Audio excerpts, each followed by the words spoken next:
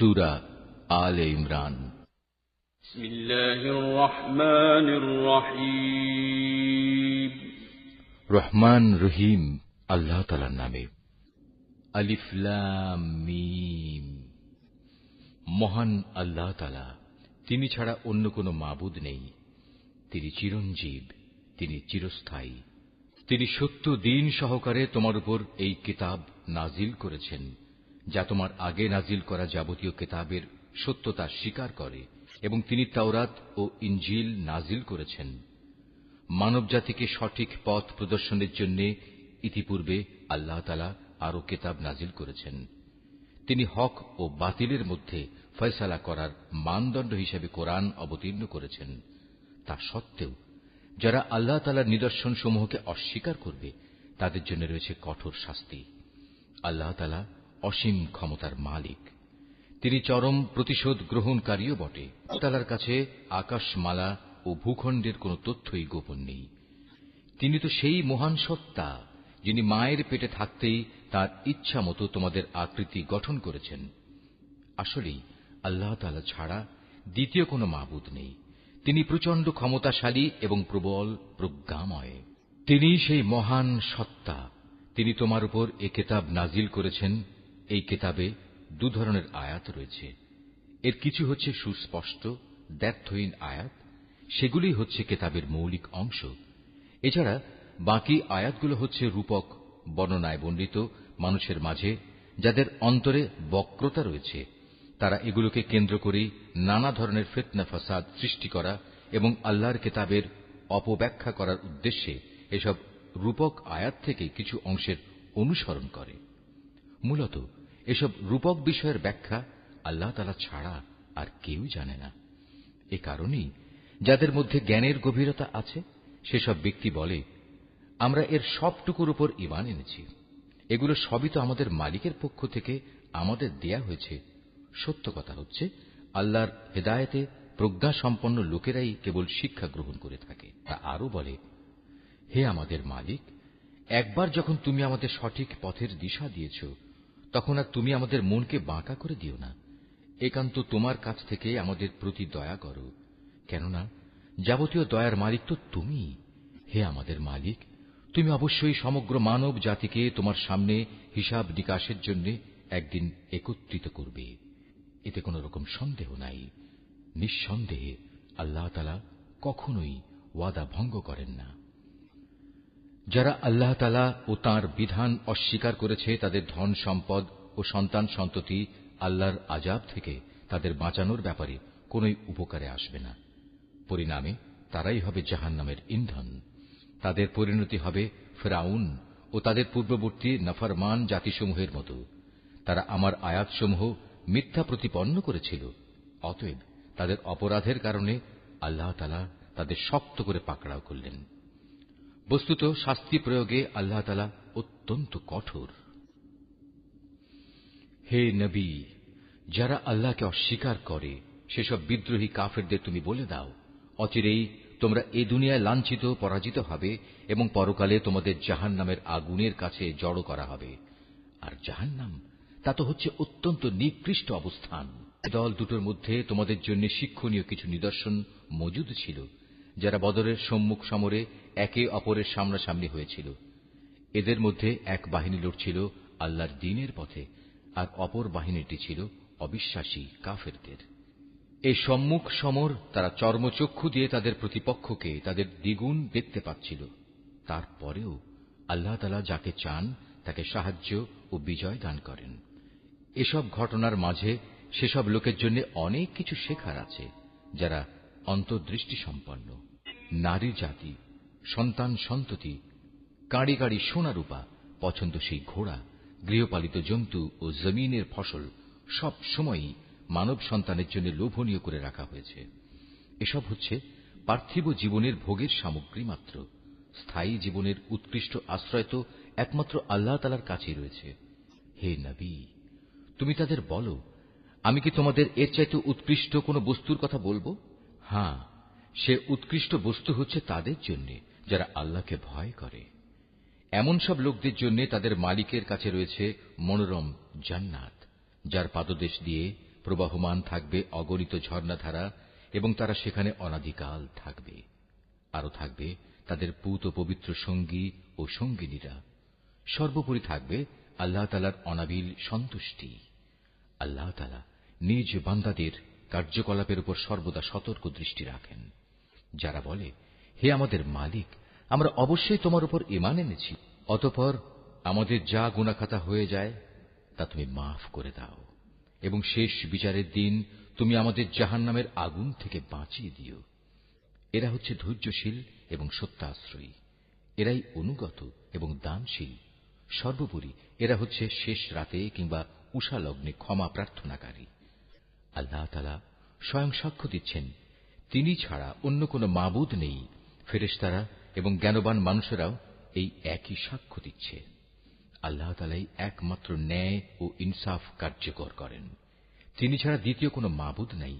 তিনি পরাক্রমশালী, তিনি প্রজ্ঞাময়। নিঃসন্দেহে মানুষের জীবন বিধান হিসেবে আল্লাহ তাআলার কাছে ইসলামই একমাত্র গ্রহণযোগ্য ব্যবস্থা।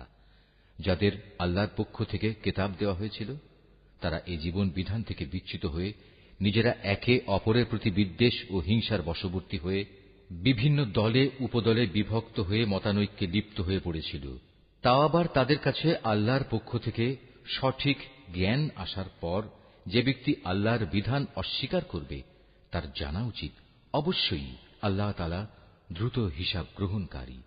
যদি এসব মানুষ তোমার সাথে এ ব্যাপারে কোনরূপ বিতর্কে লিপ্ত হয়, তাহলে তুমি তাদের বলে দাও, আমি এবং আমার অনুসারীরা সবাই আল্লাহর কাছে আত্মসমর্পণ করে নিয়েছি। অতঃপর যাদের আল্লাহর পক্ষ থেকে কিতাব দেওয়া হয়েছে এবং যারা কোনো কিতাব না পেয়ে মূর্খ থেকে গেছে, তাদের সবাইকে জিজ্ঞাসা করো, তোমরা কি সবাই আল্লাহর কাছে আত্মসমর্পণ করেছ? হ্যাঁ, তারা যদি জীবনের সর্বক্ষেত্রে আল্লাহর আনুগত্য মেনে নেয়, তাহলে তারা তো সঠিক পথ পেয়েই গেল।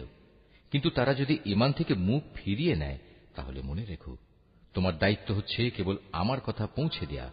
আল্লাহ তাআলা বান্দাদের কর্মকাণ্ড পর্যবেক্ষণ করছেন। নিঃসন্দেহে যারা আল্লাহর নাজিল করা নিদর্শন সমূহ অস্বীকার করে, যারা অন্যায়ভাবে নবীদের হত্যা করে এবং মানব জাতিকে যারা ন্যায় ও ইনসাফ মেনে চলার আদেশ দেয়, তাদের হত্যা করে, এদের তুমি এক কঠোর শাস্তির সুসংবাদ দাও। এদের অবস্থা হচ্ছে দুনিয়া আখিরাত উভয় স্থানেই এদের কর্ম ব্যর্থ নিষ্ফল হয়ে গেছে, আর এ কারণেই এদের কোথাও কোনো সাহায্যকারী থাকবে না। হে নবী, তুমি তাদের সম্পর্কে চিন্তা করে দেখেছ কি, যাদের আমার কিতাবের কিছু অংশ দেয়া হয়েছিল, অতঃপর তাদের যখন আল্লাহর কিতাবের সে অংশের দিকে ডাকা হল যা তাদের মধ্যকার অমীমাংসিত বিষয়সমূহের মীমাংসা করে দেবে, তখন তাদের একদল লোক এ হেদায়েত থেকে মুখ ফিরিয়ে নিল। মূলত এরাই হচ্ছে সেসব লোক যারা আল্লাহর ফয়সালা থেকে পরান্মুখ থাকে। এটা এ কারণে যে এ নির্বোধ লোকেরা বলে, দোজখের আগুন আমাদের শরীর কখনো স্পর্শ করবে না, আর যদি একান্ত করেও তা হবে হাতে গোনা কয়েকটি দিনের ব্যাপার মাত্র। মূলত তাদের নিজেদের ধর্ম বিশ্বাসের মাঝে নিজেদের মন গড়া ধারণাই তাদের প্রতারিত করে রেখেছে। অতঃপর সেদিন অবস্থান কেমন হবে, যেদিন আমি সমগ্র মানব সন্তানকে একত্রিত করব, যেদিন সম্পর্কে কোনো দ্বিধা সন্দেহের অবকাশ নেই। সেদিন প্রত্যেক মানব সন্তানকেই তার নিজস্ব অর্জিত বিনিময়ে পুরোপুরি দিয়ে দেয়া হবে এবং সেদিন কারো উপর বিন্দুমাত্র জুলুম করা হবে না।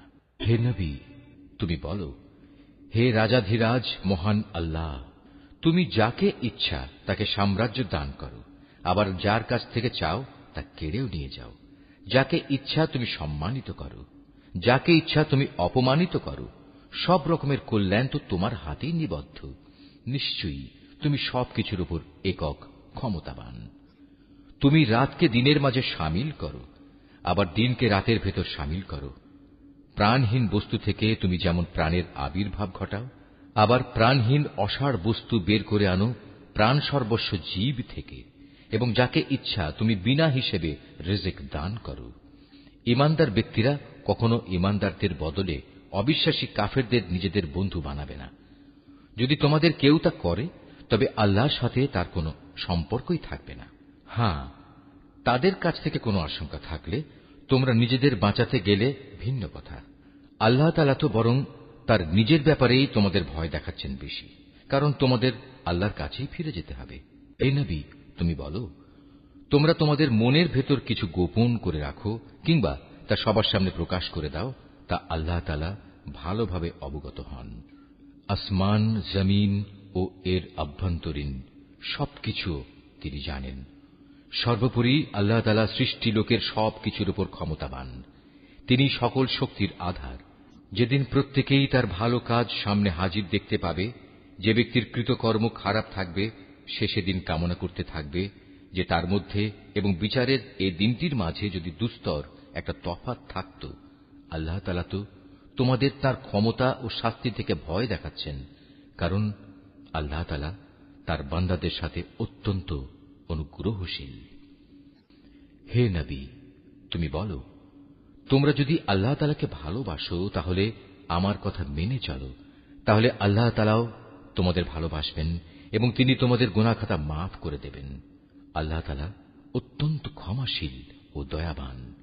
তুমি আরো বলো, তোমরা আল্লাহ তাআলা ও তার রাসূলের কথা মেনে চলো। এই আহ্বান সত্ত্বেও তারা যদি এ থেকে মুখ ফিরিয়ে নেয়, তুমি জেনে রেখো আল্লাহ তাআলা কখনো কাফেরদের পছন্দ করেন না। সেই আল্লাহ তাআলা আদম, নূহ এবং ইব্রাহিমের বংশধর ও ইমরানের বংশধরদের সৃষ্টিকুলের উপর নেতৃত্ব করার জন্য বাছাই করে নিয়েছেন। নেতৃত্বে সমাসীন এদের সন্তানরা বংশানুক্রমে পরস্পর পরস্পরের বংশধর। আল্লাহ তাআলা সবার কথাবার্তা শুনতে পান এবং সব কথা তিনি জানেন।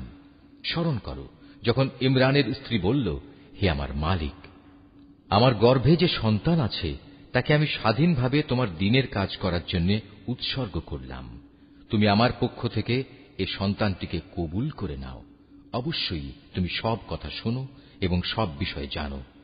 একসময় যখন ইমরানের স্ত্রী সেই সন্তান জন্ম দিল, তখন সে বলল, হে আমার মালিক, এ কি?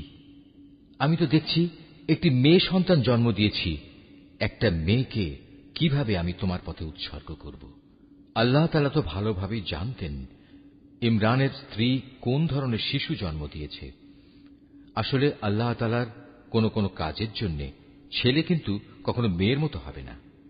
ইমরানের স্ত্রী বলল, আমি এ শিশুর নাম রাখলাম মারিয়াম, এবং আমি এই শিশু ও তার অনাগত সন্তানকে অভিশপ্ত শয়তানের অনিষ্ট থেকে রক্ষার জন্য তোমার কাছে আশ্রয় চাই।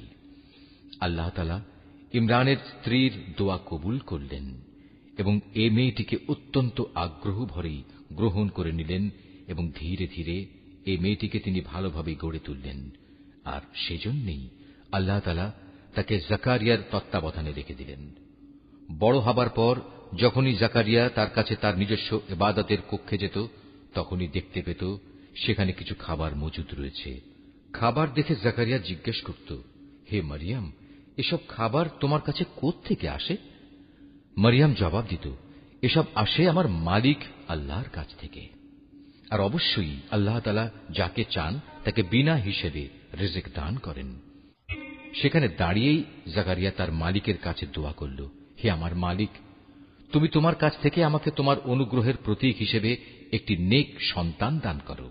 নিশ্চয়ই তুমি মানুষের ডাক শোনো। ফেরেশতারা তাকে ডাক দিল এমন এক সময়ে যখন সে ইবাদতের কক্ষে নামাজ আদায় করছিল। ফেরেশতারা বলল, হে জাকারিয়া, আল্লাহ তাআলা তোমার ডাক শুনেছেন। অবশ্যই আল্লাহ তাআলা তোমাকে ইয়াহিয়ার জন্ম সম্পর্কে সুসংবাদ দিচ্ছেন। তোমার সে সন্তান আল্লাহর পক্ষ থেকে তার বাণীর সত্যায়ন করবে। সে হবে সমাজের নেতা, সে হবে সচ্চরিত্রবান, সে হবে নবী, সর্বোপরি সে হবে সৎ কর্মশীল ব্যক্তিদের একজন। এ কথা শুনে জাকারিয়া বলল, হে আমার মালিক, আমার ঘরে ছেলে হবে কিভাবে? একে তো আমি নিজে বার্ধক্যে উপনীত হয়ে গেছি, তদুপরি আমার স্ত্রীও বন্ধ্যা, সন্তান ধারণে সম্পূর্ণ অক্ষম। আল্লাহ তাআলা বললেন, হ্যাঁ, এভাবেই হয়।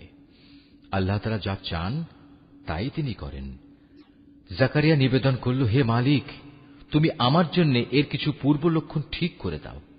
আল্লাহ তাআলা বললেন, হ্যাঁ, তোমার সে লক্ষণ হবে এই যে তুমি 3 দিন 3 রাত পর্যন্ত মানুষের সাথে ইশারা ইঙ্গিত ছাড়া কথাবার্তা বলবে না। এ অবস্থায় তুমি তোমার মালিককে বেশি বেশি স্মরণ করবে এবং সকাল সন্ধ্যায় তাঁর পবিত্র নামসমূহের তসবিহ পাঠ করতে থাকবে। অতঃপর মরিয়ম বয়প্রাপ্ত হল। আল্লাহর ফেরেশতারা যখন বলল, হে মরিয়ম, আল্লাহ তাআলা নিঃসন্দেহে তোমাকে একটি বিশেষ কাজের জন্য বাছাই করেছেন এবং এজন্যে তোমাকে তিনি পবিত্র করেছেন এবং বিশ্বের নারীকুলের উপর তিনি তোমাকে সম্মানিত করেছেন। হে মরিয়ম, এর যোগ্য হওয়ার জন্য তুমি সর্বদা তোমার মালিকের অনুগত হও, তাঁর কাছে আনুগত্যের মাথা নত করো, রুকুকারীদের সাথে তুমিও আল্লাহর সামনে রুকু করো। হে নবী, এ সবই ছিল তোমার জন্য অদৃশ্য লোকের সংবাদ। আমি এগুলো তোমাকে ওহির মাধ্যমে জানিয়েছি, নতুবা তুমি তো সেখানে তাদের পাশে হাজির ছিলে না, বিশেষ করে যখন ইবাদতখানার পুরোহিতরা মরিয়মের পৃষ্ঠপোষক কে হবে এটা নির্বাচনের জন্য ভাগ্যরেখায় কলম নিক্ষেপ করেছিল, আর তুমি তাদের ওখানে উপস্থিত ছিলে না যখন তারা বিতর্ক করছিল। অতঃপর ফেরেশতারা বলল, হে মরিয়ম, অবশ্যই আল্লাহ তাআলা তোমাকে একটি পুত্র সন্তানের জন্ম সংক্রান্ত নিজস্ব এক বাণীর সুসংবাদ দিচ্ছেন। তার নাম হবে মসীহ। সে পরিচিত হবে মরিয়মের পুত্র ঈসা হিসাবে। দুনিয়া আখিরাতের উভয় স্থানেই সে সম্মানিত হবে। সে হবে আল্লাহর সান্নিধ্যপ্রাপ্ত ব্যক্তিদের অন্যতম। সে দোলনায় থাকা অবস্থায় যেমন মানুষের সাথে কথা বলতে পারবে, পরিণত বয়সেও তেমনি ভাবে তাদের সাথে কথা বলবে। বস্তুত সে হবে নেককার মানুষদের একজন। মরিয়ম বলল, হে আমার মালিক, আমার গর্ভে সন্তান আসবে কোত্থেকে? আমাকে তো কখনো কোনো মানব সন্তান স্পর্শ পর্যন্ত করেনি। আল্লাহ তাআলা বললেন, এভাবেই আল্লাহ তাআলা যাকে চান তাকে চিরাচরিত নিয়ম ছাড়াই পয়দা করেন। তিনি যখন কোনো কাজ করার সিদ্ধান্ত নেন তখন শুধু তাকে বলেন, হয়ে যাও, অতঃপর সাথে সাথে তা সংঘটিত হয়ে যায়। ফেরেশতারা মরিয়মকে বলল, তোমার সন্তানকে আল্লাহ তাআলা তাঁর কিতাব ও প্রজ্ঞার বিষয়গুলো শেখাবেন, সাথে সাথে তিনি তাকে তাওরাত এবং ইনজিলও শিক্ষা দেবেন। আল্লাহ তাআলা তাকে বনী ইসরাইলদের কাছে রসুল করে পাঠালেন। অতঃপর সে আল্লাহর রসুল হয়ে তাদের কাছে এসে বলল, আমি নিঃসন্দেহে তোমাদের মালিকের কাছ থেকে নবুয়তের কিছু নিদর্শন নিয়ে এসেছি। সেই নিদর্শনগুলো হচ্ছে, আমি তোমাদের জন্য মাটি দ্বারা পাখির মতো করে একটি আকৃতি গঠন করব এবং পরে তাতে ফুঁ দেব। অতঃপর তোমরা দেখবে এই আকৃতিটি আল্লাহর ইচ্ছায় জীবন্ত পাখি হয়ে যাবে, আর জন্মান্ধ এবং কুষ্ঠ রোগীকেও সুস্থ করে দেব। আল্লাহর ইচ্ছায় এভাবে আমি মৃতকেও জীবিত করে দেব। আমি তোমাদের আরো বলে দেব, তোমরা নিজের ঘরে কি কি জিনিস খাও, আবার কি জিনিস না খেয়ে জমা করে রাখো। মূলত তোমরা যদি আল্লাহর উপর ঈমান আনো তাহলে নিঃসন্দেহে এতে তোমাদের জন্য নিদর্শন রয়েছে। মসীহ ঈসা ইবনে মরিয়ম আরো বলবে, তাওরাতের যে বাণী আমার কাছে রয়েছে আমি তার সত্যায়নকারী। তাছাড়া তোমাদের উপর হারাম করে রাখা হয়েছে এমন কতিপয় জিনিসও আমি তোমাদের জন্য হালাল করে দেব, এবং আমি তোমাদের মালিকের পক্ষ থেকে এই নিদর্শন নিয়েই এসেছি। অতএব তোমরা আল্লাহকে ভয় করো এবং আমার আনুগত্য করো। নিশ্চয়ই আল্লাহ তাআলা আমার মালিক, তোমাদেরও মালিক। অতএব তোমরা তাঁরই ইবাদত করো, আর এটাই হচ্ছে একমাত্র সঠিক ও সোজা পথ। অতঃপর ঈসা যখন তাদের থেকে কুফরি আঁচ করতে পারল তখন সে সাথীদের ডেকে বলল, কে আছো তোমরা? আল্লাহ তাআলার পথের দিকে চলার সময় আমার সাহায্যকারী হবে? হাওয়ারীরা বলল, হ্যাঁ, আমরাই হব আল্লাহর সাহায্যকারী। আমরা আল্লাহর উপর ঈমান এনেছি। হে ঈসা, তুমি সাক্ষী থাকো, আমরা সবাই এক একজন অনুগত বান্দা। হাওয়ারীরা বলল, হে আল্লাহ, তুমি যা কিছু নাজিল করেছ আমরা তার উপর ঈমান এনেছি এবং আমরা রসুলের কথাও মেনে নিয়েছি। সুতরাং তুমি সত্যের পক্ষে সাক্ষ্যদাতাদের সাথে আমাদের নাম লিখে দাও। অতঃপর বনী ইসরায়েলের লোকেরা আল্লাহর নবীর বিরুদ্ধে দারুণ শঠতা করল, তাই আল্লাহ কৌশলের পন্থা গ্রহণ করলেন। বস্তুত আল্লাহ তাআলাই হচ্ছেন সর্বোত্তম কৌশলী। যখন আল্লাহ তাআলা বললেন, হে ঈসা, আমি তোমার এই দুনিয়ার জীবন কাটানোর কাল শেষ করতে যাচ্ছি এবং বর্তমান পরিস্থিতিতে আমি তোমাকে আমার কাছে তুলে আনব। যারা তোমাকে মেনে নিতে অস্বীকার করছে তাদের যাবতীয় পাপ থেকেও আমি তোমাকে পবিত্র করে নেব, আর যারা তোমাকে অনুসরণ করছে তাদের আমি কিয়ামত পর্যন্ত এই অস্বীকারীদের উপর বিজয়ী করে রাখব। অতঃপর তোমাদের সবাইকে আমার কাছেই ফিরে আসতে হবে।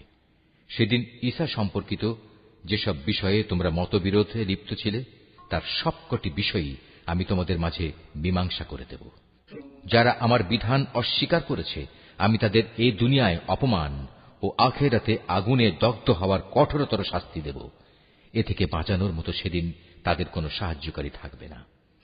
অপরদিকে যারা আল্লাহর উপর ঈমান এনেছে এবং ভালো কাজ করেছে, অতঃপর আল্লাহ তাদের সবাইকে তাদের পাওনা পুরোপুরি আদায় করে দেবেন। আল্লাহ তাআলা জালেমদের কখনো ভালোবাসেন না। এই কিতাব যা আমি তোমাকে পড়ে শোনাচ্ছি, তা হচ্ছে আল্লাহর নিদর্শন ও জ্ঞানপূর্ণ উপদেশ বিশেষ। সত্য কথা হচ্ছে, আল্লাহ তাআলার কাছে ঈসার উদাহরণ হচ্ছে প্রথম মানুষ আদমের মতো। তাকেও আল্লাহ তাআলা মাতা পিতা ছাড়া সরাসরি মাটি থেকে পয়দা করেছেন। তারপর তাকে বললেন, এবার তুমি মানুষে পরিণত হয়ে যাও। সাথে সাথে তা মানুষ হয়ে গেল। এ হচ্ছে তোমার মালিক আল্লাহর পক্ষ থেকে আসা সত্য প্রতিবেদন। অতঃপর তোমরা কখনো সেসব দলে সামিল হও না যারা ঈসার ব্যাপারে নানা রকম সন্দেহ পোষণ করে। এ বিষয়ে আল্লাহর কাছ থেকে সঠিক জ্ঞান আসার পরেও যদি কেউ তোমার সাথে খামোখা ঝগড়া বিবাদ ও তর্ক করতে চায়, তাহলে তুমি তাদের বলে দাও, এসো আমরা সবাই এ ব্যাপারে একমত হই। আমরা আমাদের ছেলেদের ডাকব এবং তোমাদের ছেলেদেরও ডাকব। একইভাবে আমরা ডাকব আমাদের নারীদের এবং তোমাদের নারীদেরও। সাথে সাথে আমরা আমাদের নিজেদের এবং তোমাদেরও একসাথে জড়ো হওয়ার জন্য ডাক দেব। অতঃপর সবাই এক জায়গায় জড়ো হলে আমরা বিনীতভাবে আবেদন করব, আমাদের মধ্যে যে মিথ্যাবাদী তার উপর আল্লাহর অভিশাপ বর্ষিত হোক। এ হচ্ছে সঠিক ও নির্ভুল ঘটনা। আল্লাহ তাআলা ছাড়া দ্বিতীয় কোনো মাবুদ নাই। নিঃসন্দেহে আল্লাহ তাআলা পরম শক্তিশালী ও প্রজ্ঞাময়। অতঃপর তারা যদি এ চ্যালেঞ্জ থেকে মুখ ফিরিয়ে নেয়, তাহলে তারা যেন জেনে রাখে, আল্লাহ তাআলা কলহ সৃষ্টিকারীদের ভালো করেই জানেন। হে নবী, তুমি বলো, হে কিতাবধারীরা, এসো আমরা উভয় একমত হই এমন এক কথায় যা আমাদের কাছে এক ও অভিন্ন, এবং সে কথাটি হচ্ছে আমরা উভয়ই আল্লাহ তাআলা ছাড়া অন্য কারো ইবাদত করব না এবং তার সাথে অন্য কিছুকে অংশীদার বানাবো না। সর্বোপরি এক আল্লাহ তাআলা ছাড়া আমরা আমাদের মাঝেও একে অপরকে প্রভু বলে মেনে নেব না। অতঃপর তারা যদি এ থেকে মুখ ফিরিয়ে নেয়, তাহলে তাদের তুমি বলে দাও, তোমরা সাক্ষী থেকো, আমরা আল্লাহর সামনে আনুগত্যের মাথা নত করে দিয়েছি। তুমি আরো বলো, হে কিতাবধারীরা, তোমরা ইব্রাহিম সম্পর্কে আমাদের সাথে অযথা কেন তর্ক করো, অথচ তোমরা জানো তাওরাত ও ইনজিল তার অনেক পরে নাজিল করা হয়েছে। তোমরা কি একথা বুঝতে পারছ না? হ্যাঁ, এর কয়েকটি বিষয়ে তোমাদের হয়তো কিছু কিছু জানাশোনা ছিল এবং সে বিষয়ে তো তোমরা তর্ক বিতর্কও করলে, কিন্তু যেসব বিষয়ে তোমাদের কোনো জ্ঞানই নেই, সেসব বিষয়ে তোমরা বিতর্কে লিপ্ত হচ্ছ কেন? আল্লাহ তাআলা তো সবকিছু জানেন, তোমরা কিছুই জানো না। ঘটনা হচ্ছে, ইব্রাহিম না ছিল ইহুদি না ছিল খ্রিস্টান, বরং সে ছিল একজন একনিষ্ঠ মুসলিম। সে কখনো মুশরিকদের দলভুক্ত ছিল না। মানুষদের ভেতর ইব্রাহিমের সাথে ঘনিষ্ঠতম সম্পর্কের বেশি অধিকার তো আছে সেসব লোকের যারা তার অনুসরণ করেছে। এ নবী ও তার উপর ঈমান আনয়নকারী হচ্ছে ইব্রাহিমের ঘনিষ্ঠতম ব্যক্তি। মূলত আল্লাহ তাআলা একমাত্র তাদেরই সাহায্যকারী পৃষ্ঠপোষক যারা তার উপর ঈমান আনে। এ কিতাবধারীদের একটি দল বিভ্রান্তি সৃষ্টি করে তোমাদের কোনো না কোনোভাবে পথভ্রষ্ট করে দিতে চায়, যদিও তাদের এ বোধটুকু নেই যে তাদের এসব কর্মপন্থা তাদের নিজেদের ছাড়া অন্য কোনো ব্যক্তিকেই পথভ্রষ্ট করতে পারবে না। হে কিতাবধারীরা, তোমরা জেনে বুঝে কেন আল্লাহর আয়াত ও তাঁর বিধান অস্বীকার করছ, অথচ এই ঘটনাসমূহের সত্যতার সাক্ষ্য তো তোমরা নিজেরাই বহন করছ। হে কিতাবধারীরা, কেন তোমরা হককে বাতিলের সাথে মিশিয়ে দিচ্ছ? এতে করে তোমরা তো সত্যকেই গোপন করে দিচ্ছ, অথচ এটা যে সত্যের একান্ত পরিপন্থী তা তোমরা ভালো করেই জানো। আহলে কিতাবদের মধ্যে থেকে একদল নির্বোধ তাদের নিজেদের লোকদের বলে, মুসলমানদের উপর যা কিছু অবতীর্ণ হয়েছে তোমরা সকালবেলায় তার উপর ঈমান আনো এবং বিকেলবেলায় গিয়ে তা অস্বীকার করো। এর ফলে তারা সম্ভবত ঈমান থেকে ফিরে আসবে। যারা তোমাদের জীবন বিধানের অনুসরণ করে এমন সব লোকজন ছাড়া অন্য কারো কথাই তোমরা মেনে নিও না। হে নবী, তুমি বলে দাও, একমাত্র হেদায়েত হচ্ছে আল্লাহর হেদায়েত। তোমরা একথা মনে করো না যে তোমাদের যে ধরনের ব্যবস্থা দেওয়া হয়েছে তেমন ধরনের কিছু অন্য কাউকেও দেওয়া হবে এবং সে সূত্র ধরে অন্য লোকেরা তোমাদের মালিকের দরবারে তোমাদের বিরুদ্ধে কোন রকম যুক্তিতর্ক খাড়া করবে। হে নবী, তুমি তাদের বলে দাও, হেদায়েতের এ অনুগ্রহ তো আল্লাহর হাতেই। তিনি যাকে ইচ্ছা তাকেই তা দান করেন। আল্লাহ তাআলা বিশাল প্রজ্ঞা সম্পন্ন। দয়া দিয়ে তিনি যাকে ইচ্ছা তাকে হিদায়াতের জন্য খাস করে নেন। বস্তুত আল্লাহ তাআলা হচ্ছেন অসীম দয়া ও অনুগ্রহের মালিক। আহলে কিতাবদের মধ্যে এমন লোকও আছে, তুমি যদি তাদের কাছে ধন সম্পদের এক স্তূপ আমানত রাখো, তারা চাওয়া মাত্রই তা তোমাকে ফেরত দেবে। আবার এদের মধ্যে এমন কিছু লোকও আছে যাদের কাছে যদি একটি দিনারও তুমি রাখো, তারা তা তোমাকে ফিরিয়ে দেবে না। হ্যাঁ, যদি এজন্যে তোমরা তাদের উপর চেপে বসতে পারো তাহলে সেটা ভিন্ন। এটা এই কারণে যে এরা বলে, এই অইহুদি অশিক্ষিত লোকদের ব্যাপারে আমাদের উপর কোনো বাধ্যবাধকতা নেই। এভাবেই এরা বুঝে শুনে আল্লাহর উপর মিথ্যা কথা বলে। অবশ্য যে ব্যক্তি আল্লাহর সাথে সম্পাদিত প্রতিশ্রুতি রক্ষা করে চলে, অতঃপর সে ব্যাপারে সাবধানতা অবলম্বন করে, তাদের জন্য সুখবর হচ্ছে আল্লাহ তাআলা সাবধানী লোকদের খুব ভালোবাসেন। যারা নিজেদের আল্লাহর সাথে সম্পাদিত প্রতিশ্রুতি ও শপথসমূহ সামান্য বৈষয়িক মূল্যে বিক্রি করে দেয়, পরকালে তাদের জন্য আল্লাহর পুরস্কারের কোনো অংশই থাকবে না। সেদিন এদের সাথে আল্লাহ তাআলা কোনো কথাবার্তা বলবেন না। এমনকি সেদিন আল্লাহ তাআলা তাদের দিকে তাকিয়েও দেখবেন না এবং আল্লাহ তাআলা তাদের পাক পবিত্রও করবেন না। সত্যি এদের জন্য রয়েছে কঠোর পীড়াদায়ক আযাব। এদের মধ্যে এমন কিছু লোকও আছে যারা কিতাবের কোনো অংশ যখন পড়ে তখন নিজেদের জিহ্বাকে এমনভাবে এদিক সেদিক করে নেয় যাতে তোমরা মনে করতে পারো যে সে সত্যিই বুঝি তা কিতাবের কোনো অংশ, কিন্তু তা কিতাবের কোনো অংশই নয়। তারা আরো বলে, এটা আল্লাহর কাছ থেকেই এসেছে, কিন্তু আসলে তা আল্লাহর কাছ থেকে আসা কিছু নয়। এরা জেনে শুনে আল্লাহর উপর মিথ্যা কথা বলে চলেছে। কোন মানব সন্তানের পক্ষেই এটা সম্ভব নয় যে আল্লাহ তাআলা তাকে তার কিতাব, প্রজ্ঞা ও নবুয়ত দান করবেন। অতঃপর সে লোকদের ডেকে বলবে, তোমরা আল্লাহকে ছেড়ে এখন সবাই আমার বান্দা হয়ে যাও। বরং সে তো নবুয়ত প্রাপ্তির পর একথাই বলবে, তোমরা সবাই তোমাদের মালিকের বান্দা হয়ে যাও। এটা এই কারণে যে তোমরাই মানুষদের এই কিতাব শেখাচ্ছিলে এবং তোমরা নিজেরাও তাই অধ্যয়ন করছিলে। আল্লাহর ফেরেশতা ও তার নবীদের প্রতিপালক রূপে স্বীকার করে নিতে এ ব্যক্তি তোমাদের কখনো আদেশ দেবে না। একবার আল্লাহর অনুগত মুসলমান হবার পর সে কিভাবে তোমাদের পুনরায় কুফরির আদেশ দিতে পারে? আল্লাহ তাআলা যখন তার নবীদের কাছ থেকে প্রতিশ্রুতি নিয়েছিলেন তখন তিনি বলেছিলেন, এ হচ্ছে কিতাব ও তার ব্যবহারিক জ্ঞান কৌশল যা আমি তোমাদের দান করলাম। অতঃপর তোমাদের কাছে যখন আমার কোন রসূল আসবে যে তোমাদের কাছে রক্ষিত আগের কিতাবের সত্যায়ন করবে, তখন তোমরা অবশ্যই তার আনিত বিধানের উপর ঈমান আনবে এবং তাকে সাহায্য করবে। আল্লাহ তাআলা জিজ্ঞাসা করলেন, তোমরা কি এ কথার উপর আমার এ অঙ্গীকার গ্রহণ করেছ? তারা বলল, হ্যাঁ, আমরা মেনে চলার অঙ্গীকার করছি। আল্লাহ তাআলা বললেন, তাহলে তোমরা সাক্ষী থেকো এবং আমিও তোমাদের সাথে এ অঙ্গীকারে সাক্ষী হয়ে রইলাম। অতঃপর যারা তা ভঙ্গ করে এ থেকে মুখ ফিরিয়ে নেবে তারা অবশ্যই বিদ্রোহী বলে পরিগণিত হবে। তারা কি আল্লাহর দেয়া জীবন ব্যবস্থার বদলে অন্য কোন বিধানের সন্ধান করছে? অথচ আসমান জমিনে যা কিছু আছে, ইচ্ছায় হোক কিংবা অনিচ্ছায় হোক, আল্লাহ তাআলার বিধানের সামনে আত্মসমর্পণ করে আছে এবং প্রত্যেককে তো তাঁর কাছেই ফিরে যেতে হবে। হে নবী, তুমি বলো, আমরা আল্লাহর উপর ঈমান এনেছি আমাদের উপর যা নাজিল করা হয়েছে তার উপর। ইব্রাহিম, ইসমাইল, ইসহাক, ইয়াকুব ও তাদের অন্যান্য বংশধরদের প্রতি যা কিছু নাজিল করা হয়েছে তার উপরও আমরা ঈমান এনেছি। আমরা আরো ঈমান এনেছি মুসা, ঈসা এবং অন্য নবীদের তাদের মালিকের পক্ষ থেকে যা কিছু দেওয়া হয়েছে তার উপরও। আল্লাহর এ নবীদের কারো মাঝেই আমরা কোনো ধরনের তারতম্য করি না।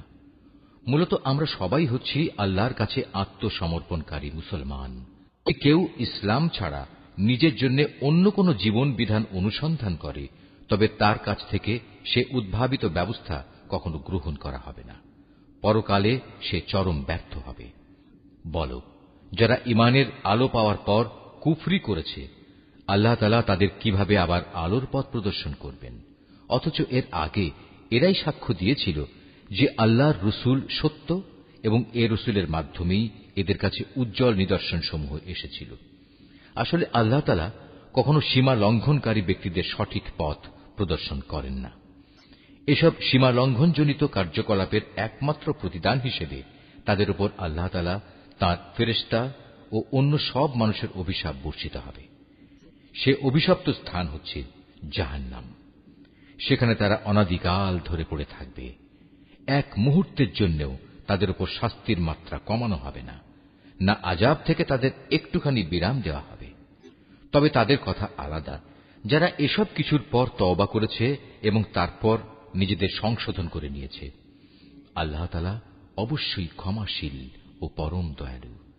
কিন্তু যারা একবার ঈমান আনার পর কুফরির পথ অবলম্বন করেছে, অতঃপর তারা এই বেঈমানি কার্যকলাপ দিন দিন বাড়াতেই থেকেছে, আল্লাহর দরবারে তাদের তওবা কখনো কবুল হবে না, কারণ এ ধরনের লোকেরাই হচ্ছে পথভ্রষ্ট। এটা সুনিশ্চিত, যারা আল্লাহ তাআলাকে অস্বীকার করেছে এবং কুফরি অবস্থায় তাদের মৃত্যু হয়েছে, তারা যদি নিজেদের আল্লাহর আযাব থেকে বাঁচানোর জন্য এক পৃথিবী পূর্ণ স্বর্ণ মুক্তিপণ হিসেবে খরচ করে, তবু তাদের কারো কাছ থেকে তা গ্রহণ করা হবে না। বস্তুত এরাই হচ্ছে সেসব হতভাগ্য ব্যক্তি যাদের জন্য রয়েছে মর্মন্তুদ আযাব, আর সেদিন তাদের কোনো সাহায্যকারীও থাকবে না। তোমরা কখনো যথার্থ নেকি অর্জন করতে পারবে না যতক্ষণ না তোমরা তোমাদের ভালোবাসার জিনিস আল্লাহর পথে ব্যয় করবে। মূলত তোমরা যা কিছুই ব্যয় করো, আল্লাহ তাআলা তা জানেন। আজ তোমাদের জন্য যেসব খাবার হালাল করা হয়েছে তা একসময় বনী ইসরাইলদের জন্য হালাল ছিল, অবশ্য এমন দু একটা জিনিস বাদে যা তাওরাত নাজিল হওয়ার আগেই ইসরাইল তার নিজের উপর হারাম করে রেখেছিল। তুমি বলো, সন্দেহ থাকলে যাও, তোমরা গিয়ে তাওরাত নিয়ে এসো এবং তা পড়ে শোনাও, যদি তোমরা তোমাদের দাবির ব্যাপারে সত্যবাদী হও। যারা এর পরেও আল্লাহর উপর মিথ্যা আরোপ করে, নিঃসন্দেহে তারা বড় জালেম। তুমি বলো, আল্লাহ তাআলা সত্য কথা বলেছেন, অতএব তোমরা সবাই নিষ্ঠার সাথে ইব্রাহিমের মতাদর্শ অনুসরণ করো। আর ইব্রাহিম কখনো আল্লাহর সাথে অংশীবাদীদের দলে শামিল ছিল না। নিশ্চয়ই গোটা মানব জাতির জন্য সর্বপ্রথম যে ঘরটি বানিয়ে রাখা হয়েছিল তা ছিল বাক্কায় তথা মক্কা নগরীতে। এ ঘরকে কল্যাণ, মঙ্গলময় এবং মানবকুলের দিশারি হিসেবেই বানানো হয়েছিল। এখানে রয়েছে আল্লাহ তাআলার সুস্পষ্ট নিদর্শন সমূহ। আরও রয়েছে সেই স্থান যেখানে ইব্রাহিম দাঁড়িয়েছিল। এই ঘরের বিশেষ মর্যাদা হচ্ছে, যে এখানে প্রবেশ করবে সে দুনিয়া আখিরাত উভয় স্থানেই নিরাপদ হয়ে যাবে। দ্বিতীয় মর্যাদা হচ্ছে, মানব জাতির উপর আল্লাহর জন্য এই দায়িত্ব দেওয়া হয়েছে যে যে ব্যক্তিরই এ ঘর পর্যন্ত পৌঁছার সামর্থ্য থাকবে সে যেন এই ঘরের হজ আদায় করে।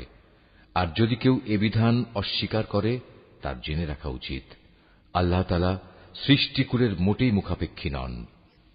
হে নবী, তুমি বলো, হে আহলে কিতাবরা, তোমরা কেন জেনে বুঝে আল্লাহর আয়াত অস্বীকার করো, অথচ আল্লাহ তাআলাই তোমাদের যাবতীয় কাজের সাক্ষী। তুমি আরো বলো, হে আহলে কিতাবরা, তোমরা কেন তাদের আল্লাহর পথ থেকে ফেরাতে চেষ্টা করছো যারা ঈমান এনেছে, এবং এভাবেই তোমরা আল্লাহর পথকে বাঁকা করতে চাও, অথচ এই লোকদের সত্যপন্থী হবার ব্যাপারে তোমরাই তো সাক্ষী। আল্লাহ তাআলা তোমাদের এই সব বিদ্রোহমূলক আচরণ সম্পর্কে মোটেই উদাসীন নন। হে মানুষ, তোমরা যারা ঈমান এনেছ, যাদের কিতাব দেয়া হয়েছে, তোমরা যদি তাদের কোনো একটি দলের কথা মেনে চলো, তাহলে মনে রেখো এরা ঈমান আনার পরেও ধীরে ধীরে তোমাদের কাফের বানিয়ে দেবে। আর তোমরা কিভাবে কুফরি করবে যখন তোমাদের সামনে বারবার আল্লাহর আয়াতসমূহ তেলাওয়াত করা হচ্ছে? তাছাড়া এই আয়াতের বাহক স্বয়ং আল্লাহর রসুল যখন তোমাদের মাঝে মজুদ রয়েছে। যে ব্যক্তি আল্লাহ ও তাঁর বিধানকে শক্ত করে আঁকড়ে ধরবে সে অবশ্যই সোজা পথে পরিচালিত হবে। হে মানুষ, তোমরা যারা ঈমান এনেছ, আল্লাহকে ভয় করো, ঠিক যতটুকু ভয় তাকে করা উচিত। আল্লাহর কাছে সম্পূর্ণ আত্মসমর্পণকারী না হয়ে তোমরা কখনো মৃত্যুবরণ করো না। তোমরা সবাই মিলে আল্লাহর রশিকে শক্ত করে আঁকড়ে ধরো এবং কখনো পরস্পর বিচ্ছিন্ন হও না। তোমরা তোমাদের উপর আল্লাহর সেই নিয়ামতের কথা স্মরণ করো যখন তোমরা একে অপরের দুশমন ছিলে। অতঃপর আল্লাহ তাআলা তাঁর দ্বীনের বন্ধন দিয়ে তোমাদের একের জন্য অপরের মনে ভালোবাসার সঞ্চার করে দিলেন। অতঃপর যুগ যুগান্তরের শত্রুতা ভুলে তোমরা আল্লাহর অনুগ্রহে একে অপরের ভাই হয়ে গেলে, অথচ তোমরা ছিলে হানাহানির অগ্নিকুণ্ডের প্রান্ত সীমায়। অতঃপর সেখান থেকে আল্লাহ তাআলা তার রহমত দিয়ে তোমাদের উদ্ধার করলেন। আল্লাহ তাআলা এভাবেই তার নিদর্শনসমূহ তোমাদের কাছে স্পষ্ট করে বর্ণনা করেন, যাতে করে তোমরা সঠিক পথের সন্ধান পেতে পারো। তোমাদের মধ্য থেকে এমন একটি দল থাকা উচিত যারা মানুষকে কল্যাণের দিকে ডাকবে, সত্য ও ন্যায়ের আদেশ দেবে, আর অসত্য ও অন্যায় কাজ থেকে তাদের বিরত রাখবে। অতঃপর যারা এই দলে শামিল হবে, সত্যিকার অর্থে তারাই সাফল্যমণ্ডিত হবে। তোমরা কখনো তাদের মতো হয়ো না, যাদের কাছে আল্লাহর পক্ষ থেকে সুস্পষ্ট নিদর্শন আসার পরেও তারা বিভিন্ন দলে উপদলে বিভক্ত হয়ে পড়েছে এবং নিজেদের মধ্যে নানা ধরনের মতানৈক্য সৃষ্টি করেছে। তাদের জন্য কঠোর শাস্তি রয়েছে।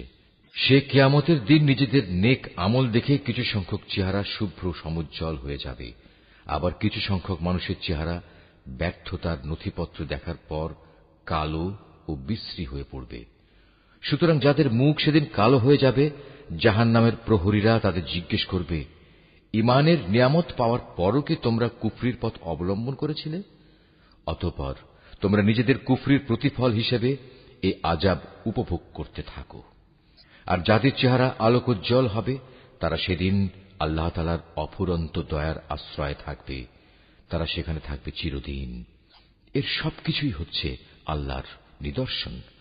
যথাযথভাবে আমি সেগুলো তোমাকে পড়ে শোনাচ্ছি, কেননা আল্লাহ তাআলা তার আয়াতসমূহ গোপন রেখে এবং পরে সেজন্য শাস্তির বিধান করে সৃষ্টিকুলের উপর কোনো জুলুম করতে চান না।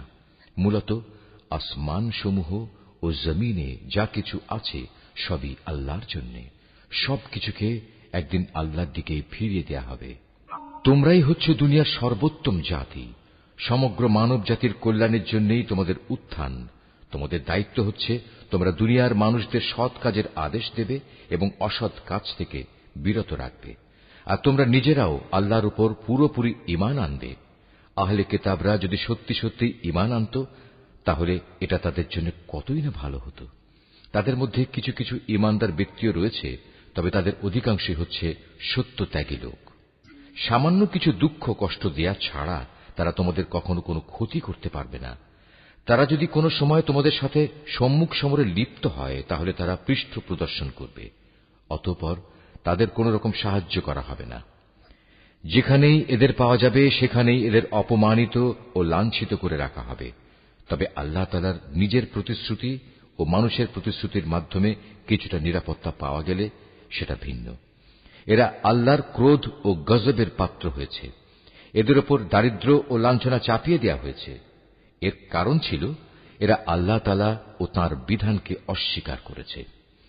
আল্লাহর নবীদের এরা অন্যায়ভাবে হত্যা করেছে। মূলত এ হচ্ছে তাদের বিদ্রোহ ও সীমা লঙ্ঘনের ফল। তারা আহলে কিতাবরা আবার সবাই একরকম নয়। তাদের মধ্যে এমন কিছু লোক আছে যারা সত্য ও ন্যায়ের উপর অবিচল হয়ে দাঁড়িয়ে আছে, যারা সারা রাত আল্লাহর কিতাব পাঠ করে এবং নামাজ পড়ে। তারা আল্লাহ তাআলা ও শেষ বিচার দিনের উপর ঈমান রাখে এবং মানুষদের তারা ন্যায় কাজের আদেশ দেয় ও অন্যায় কাজ থেকে নিষেধ করে। সৎ কাজে এরা প্রতিযোগিতা করে। এ ধরনের মানুষেরাই হচ্ছে মূলত নেক লোকদের অন্তর্ভুক্ত। তারা যা কিছু ভালো কাজ করবে, প্রতিদান দেওয়ার সময় তা কখনো অস্বীকার করা হবে না, কারণ আল্লাহ তাআলা পরেজগার লোকদের ভালো করেই জানেন। একথা সুনিশ্চিত, যারা আল্লাহ তাআলাকে অস্বীকার করে তাদের ধন সম্পদ সন্তান সন্ততি আল্লাহ তাআলার মোকাবেলায় তাদের কোনই উপকারে আসবে না, বরং তারা হবে নিশ্চিত জাহান্নামের অধিবাসী। সেখানে অনন্তকাল তারা পড়ে থাকবে। এ ধরনের লোকেরা এ দুনিয়ার জীবনে যা খরচ করে তার উদাহরণ হচ্ছে যারা নিজেদের উপর অবিচার করেছে সেই দলের শস্যক্ষেত্রের উপর দিয়ে প্রবাহমান হিম শীতল তীব্র বাতাসের মতো, যা তাদের শস্যক্ষেত্র বরবাদ করে দিয়ে গেল। মূলত আল্লাহ তাআলা তাদের উপর কোনই অবিচার করেননি, বরং কুফরির পন্থা অবলম্বন করে এরা নিজেরাই নিজেদের উপর জুলুম করেছে। হে ঈমানদার ব্যক্তিরা, তোমরা কখনো নিজেদের দলভুক্ত লোকজন ছাড়া অন্য কাউকে নিজেদের অন্তরঙ্গ বন্ধু হিসেবে গ্রহণ করো না, কেননা এরা তোমাদের অনিষ্ট সাধনের কোনো পথই অনুসরণ করতে দ্বিধা করবে না। তারা তো তোমাদের ক্ষতি ও ধ্বংসই কামনা করে। তাদের জঘন্য প্রতিহিংসা ও বিদ্বেষ তাদের মুখ থেকেই এখন প্রকাশ পেতে শুরু করেছে। অবশ্য তাদের অন্তরে লুকানো হিংসা ও বিদ্বেষ বাইরের অবস্থার চাইতে মারাত্মক। আমি সব ধরনের নিদর্শনই তোমাদের সামনে খোলাখুলি বলে দিচ্ছি। তোমাদের যদি সত্যি জ্ঞান বুদ্ধি থাকে তাহলে তোমরা এ সম্পর্কে সতর্ক হতে পারবে। এরা হচ্ছে সেসব মানুষ যাদের তোমরা ভালোবাসো, কিন্তু তারা তোমাদের মোটেই ভালোবাসে না। তোমরা তো তোমাদের আগে আমার নাজেল করা সব কয়টি কিতাবের উপরও ঈমান আনো, আর তারা তো তোমাদের কিতাবকে বিশ্বাসই করে না। এ মুনাফিক লোকগুলো যখন তোমাদের সাথে সাক্ষাৎ করে তখন বলে, হ্যাঁ, আমরা তোমাদের কিতাবকে মানি। আবার যখন এরা একান্তে নিজেদের লোকদের কাছে চলে যায় তখন নিজেদের ক্রোধের বশবর্তী হয়ে এরা তোমাদের সাফল্যের ওপর নিজেদের আঙুল কামড়াতে শুরু করে। তুমি তাদের বলো, যাও, নিজেদের ক্রোধের আগুনে নিজেরাই পুড়ে মরো। অবশ্যই আল্লাহ তাআলা এ মুনাফিকদের মনের ভেতর লুকিয়ে থাকা যাবতীয় চক্রান্তমূলক বিষয় সম্পর্কে সম্যক অবগত আছেন। তাদের অবস্থা হচ্ছে, তোমাদের কোনো কল্যাণ হলে তার কারণে তাদের খারাপ লাগে, আবার তোমাদের কোনো অকল্যাণ দেখলে তারা আনন্দে ফেটে পড়ে। এ প্রতিকূল অবস্থায় যদি তোমরা ধৈর্য ধারণ করতে পারো এবং নিজেরা সাবধান হয়ে চলতে পারো তাহলে তাদের চক্রান্ত ও ষড়যন্ত্র তোমাদের কিছুই ক্ষতি করতে পারবে না। তাদের যাবতীয় কর্মকাণ্ডই আল্লাহ তাআলা পরিবেষ্টন করে আছেন। হে নবী, স্মরণ করো যখন তুমি খুব ভোরবেলায় তোমার আপনজনের কাছ থেকে বিদায় নিয়ে মোমেনদের যুদ্ধের ঘাঁটিসমূহে মোতায়েন করছিলে। তখন তুমি জানতে আল্লাহ তাআলা সবকিছু শোনেন এবং তার বান্দাদের তিনি ভালো করেই জানেন। বিশেষ করে সেই নাজুক পরিস্থিতিতে যখন তোমাদের দুটো দল মনোবল হারিয়ে ফেলার উপক্রম করে ফেলেছিল, তখন আল্লাহ তাআলাই তাদের উভয় দলের সেই ভগ্ন মনোবল জোড়া লাগাবার কাজে অভিভাবক হিসেবে মজুদ ছিলেন। আর আল্লাহর উপর যারা ঈমান আনে তাদের তো সর্বাবস্থায় তাঁর উপরে ভরসা করা উচিত। এই ভরসা করার কারণেই বদরের যুদ্ধে আল্লাহ তাআলা তোমাদের বিজয় ও সাহায্য দান করেছিলেন। অথচ তোমরা জানো তোমরা কত দুর্বল ছিলে। অতএব আল্লাহকে ভয় করো। আশা করা যায় তোমরা আল্লাহর কৃতজ্ঞতা আদায় করতে সক্ষম হবে। সে মুহূর্তের কথাও স্মরণ করো যখন তুমি মোমেনদের বলেছিলে, যুদ্ধে বিজয় লাভ করার জন্য তোমাদের মালিক যদি আসমান থেকে 3000 ফেরেশতা পাঠিয়ে তোমাদের সাহায্য করেন তাহলে তোমাদের বিজয়ের জন্য তা কি যথেষ্ট হবে না?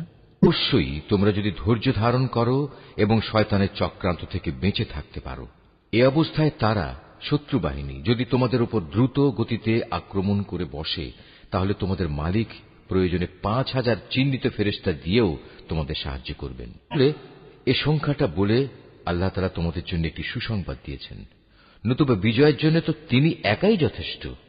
আল্লাহ তাআলা চেয়েছেন যেন এর ফলে তোমাদের মন কিছুটা প্রশান্ত ও আশ্বস্ত হতে পারে। আর সাহায্য ও বিজয় তা তো পরাক্রান্ত প্রজ্ঞাময় আল্লাহ তাআলার পক্ষ থেকেই আসে। তিনিই সর্বজ্ঞ। আল্লাহ তাআলা এর দ্বারা কাফেরদের এক দলকে নিশ্চিহ্ন করে দিতে চান, অথবা তাদের একাংশকে তিনি এর মাধ্যমে লাঞ্ছিত করে দিতে চান, যেন তারা ব্যর্থ হয়ে যুদ্ধের ময়দান থেকে ফিরে যায়। হে নবী, এ ব্যাপারে তোমার কিছুই করার নাই। আল্লাহ তাআলা চাইলে তাদের উপর দয়া পরবশ হবেন, কিংবা চাইলে তাদের কঠোর শাস্তি দেবেন, কেননা এরা ছিল স্পষ্টত জালেম। আসমান সমূহ ও জমিনে যা কিছু আছে তার সব হচ্ছে আল্লাহ তাআলার। তিনি যাকে ইচ্ছা ক্ষমা করে দেবেন, যাকে ইচ্ছা শাস্তি দেবেন। আল্লাহ তাআলা অত্যন্ত ক্ষমাশীল ও পরম দয়ালু। হে মানুষ, তোমরা যারা ইসলামকে একটি পূর্ণাঙ্গ বিধান হিসেবে বিশ্বাস করেছ, চক্রবৃদ্ধি হারে সুদ খেও না এবং তোমরা আল্লাহ তাআলাকে ভয় করো। আশা করা যায় তোমরা কল্যাণ লাভ করতে পারবে। জাহান্নামের আগুনকে তোমরা ভয় করো, যা তৈরি করে রাখা হয়েছে তাদের জন্য যারা একে অস্বীকার করেছে। তোমরা আল্লাহ তাআলা ও তাঁর রাসূলের কথা মেনে চলো। আশা করা যায় তোমাদের উপর দয়া করা হবে। তোমরা তোমাদের মালিকের পক্ষ থেকে ক্ষমা পাওয়ার কাজে প্রতিযোগিতা করো, আর সেই জান্নাতের জন্যও প্রতিযোগিতা করো যার প্রশস্ততা আকাশ ও পৃথিবী সমান। আর এই বিশাল জান্নাত প্রস্তুত করে রাখা হয়েছে সেসব ভাগ্যবান লোকদের জন্য যারা আল্লাহকে ভয় করে। সচ্ছল হোক কিংবা অসচ্ছল, সর্বাবস্থায় যারা আল্লাহর পথে নিজেদের ধন সম্পদ ব্যয় করে, যারা নিজেদের ক্রোধ সংবরণ করে এবং মানুষের অপরাধসমূহ যারা ক্ষমা করে দেয়। আসলে ভালো মানুষদের আল্লাহ তাআলা হামেশাই ভালোবাসেন। ভালো মানুষ হচ্ছে তারা যারা কখনো কোনো অশ্লীল কাজ করে ফেললে কিংবা এর দ্বারা নিজেদের উপর নিজেরা জুলুম করে বসলে সাথে সাথেই আল্লাহকে স্মরণ করে এবং গুনাহের জন্য আল্লাহর ক্ষমা প্রার্থনা করে। কেননা আল্লাহ তাআলা ছাড়া আর কে আছে যে তাদের গুনাহ মাফ করে দিতে পারে? তদুপরি এরা জেনে বুঝে নিজেদের গুনার উপর অটল হয়েও বসে থাকে না। এই সে বৈশিষ্ট্যমণ্ডিত মানুষগুলো, মালিকের পক্ষ থেকে তাদের প্রতিদান হবে আল্লাহ তাআলা তাদের ক্ষমা করে দেবেন, আর তাদের এমন এক জান্নাত দেবেন যার তলদেশ দিয়ে ঝর্ণাধারা বইতে থাকবে। এ জান্নাতে নেককার লোকেরা অনন্তকাল ধরে অবস্থান করবে। সৎ কর্মশীল ব্যক্তিদের জন্য আল্লাহর পক্ষ থেকে কত সুন্দর প্রতিদানের ব্যবস্থা রাখা হয়েছে। তোমাদের আগেও বহু জাতির বহু উদাহরণ ছিল যা এখন অতীত হয়ে গেছে। সুতরাং এদের পরিণতি দেখার জন্য তোমরা পৃথিবীতে ঘুরে বেড়াও এবং দেখো আল্লাহ তাআলা ও তাঁর বিধান মিথ্যা প্রতিপন্নকারীদের পরিণতি কি হয়েছিল। বস্তুত এটি হচ্ছে মানব জাতির জন্য একটি সুস্পষ্ট ব্যাখ্যা, এবং আল্লাহ তাআলাকে যারা ভয় করে এটি তাদের জন্যও একটি সুস্পষ্ট পথ নির্দেশ ও সদুপদেশ বই কিছুই নয়। তোমরা হতোদ্যম হও না, চিন্তিত হও না। তোমরা যদি সত্যিকার অর্থে ঈমানদার হও তাহলে তোমরাই বিজয়ী হবে। তোমাদের উপর যদি কোনো সাময়িক আঘাত আসে এতে মনক্ষুণ্ণ হবার কি আছে? এ ধরনের আঘাত তো তাদের উপরও এসেছে। আর এভাবেই আমি মানুষের মাঝে তাদের উত্থান পতনের দিনগুলো পালাক্রমে অদল বদল করাতে থাকি, যাতে করে আল্লাহ তাআলা এ কথাটা জেনে নিতে পারেন যে কে সত্যিকার অর্থে আল্লাহর উপর ঈমান রাখে, এবং এর মাধ্যমে তোমাদের মাঝখান থেকে কিছু শহীদও আল্লাহ তাআলা তুলে নিতে চান। মূলত আল্লাহ তাআলা কখনো জালেমদের পছন্দ করেন না। এর মাধ্যমে তিনি মূলত ঈমানদার বান্দাদের পরিশুদ্ধ করে কাফেরদের নাস্তানাবুদ করে দিতে চান। তোমরা কি মনে করো তোমরা এমনি এমনি বেহেশতে প্রবেশ করে যাবে? অথচ আল্লাহ তাআলা পরীক্ষার মাধ্যমে একথা জেনে নেবেন না যে কে তাঁর পথে জিহাদ করতে প্রস্তুত হয়েছে এবং কে এ বিপদে কঠোর ধৈর্য ধারণ করতে পেরেছে? তোমরা মৃত্যুর মুখোমুখি হওয়ার আগে থেকেই তা কামনা করছিলে, আর এখন তো দেখতে পাচ্ছ তোমরা নিজেদের চর্ম চোখে। মুহাম্মদ একজন রসূল ছাড়া অতিরিক্ত কিছুই নয়। তার আগেও বহু রসূল গত হয়ে গেছে, তারা সবাই মৃত্যু মুখে পতিত হয়েছে। তাই সে যদি আজ মরে যায় অথবা তাকে যদি কেউ মেরে ফেলে, তাহলে তোমরা কি তার আনিত হেদায়েত থেকে মুখ ফিরিয়ে নেবে? আর যে ব্যক্তি এ থেকে মুখ ফিরিয়ে নেয় সে কখনো আল্লাহর দ্বীনের কোন রকম ক্ষতি সাধন করতে পারবে না। আল্লাহ তাআলা অচিরেই কৃতজ্ঞ বান্দাদের প্রতিফল দান করবেন। কোন প্রাণী আল্লাহর সিদ্ধান্ত ও অনুমতি ছাড়া মরবে না। আল্লাহ তাআলার কাছে প্রত্যেকটি প্রাণীরই মৃত্যুর দিনক্ষণ সুনির্দিষ্ট হয়ে আছে। এর পরেও যে ব্যক্তি পার্থিব পুরস্কারের প্রত্যাশা করে, আমি তাকে এ দুনিয়াতেই তার কিছু অংশ দান করব। আর যে ব্যক্তি আখিরাতের পুরস্কারের ইচ্ছা পোষণ করবে, আমি তাকে সে চিরন্তন পাওনা থেকেই এর প্রতিফলন দান করব, এবং অচিরেই আমি আমার প্রতি কৃতজ্ঞদের যথার্থ প্রতিফল দান করব। আল্লাহর আরো অনেক নবী এখানে এসেছিল, যুদ্ধ করেছে আল্লাহর পথে। তার সাথে আরো যুদ্ধ করেছে অনেক সাধক ও জ্ঞানবান ব্যক্তি। আল্লাহর পথে তাদের উপর যত বিপদ মুসিবতি এসেছে তাতে কোনোদিনই তারা হতাশ হয়ে পড়েনি, তারা দুর্বলও হয়নি, বাতিলের সামনে তারা মাথাও নত করেনি। এ ধরনের ধৈর্যশীল ব্যক্তিদেরই আল্লাহ তাআলা ভালোবাসেন। তাদের মুখে এছাড়া অন্য কথা ছিল না যে তারা বলেছিল, হে আমাদের মালিক, তুমি আমাদের যাবতীয় গুনাহখাতা মাফ করে দাও, আমাদের কাজকর্মের সব বাড়াবাড়ি তুমি ক্ষমা করে দাও, এবং বাতিলের মোকাবেলায় তুমি আমাদের কদম মজবুত রাখো। হক ও বাতিলের সম্মুখ সমরে কাফেরদের উপর তুমি আমাদের বিজয় দাও। অতঃপর আল্লাহ তাআলা এই নেক বান্দাদের দুনিয়ার জীবনেই ভালো প্রতিফল দিয়েছেন, এবং পরকালীন জীবনেও তিনি তাদের জন্য উত্তম পুরস্কার দিয়েছেন। আল্লাহ তাআলা নেককার বান্দাদের ভালোবাসেন। হে মানুষ, তোমরা যারা আল্লাহর উপর ঈমান এনেছো, তোমরা যদি কথায় কথায় এই কাফেরদের অনুসরণ করতে শুরু করো, তাহলে এরা তোমাদের ঈমান পূর্ববর্তী জাহেলিয়াতের অবস্থায় ফিরিয়ে নিয়ে যাবে। ফলে তোমরা নিদারুণভাবে ক্ষতিগ্রস্ত হয়ে পড়বে। আল্লাহ তাআলাই হচ্ছেন তোমাদের একমাত্র রক্ষক ও অভিভাবক, এবং তিনিই হচ্ছেন তোমাদের উত্তম সাহায্যকারী।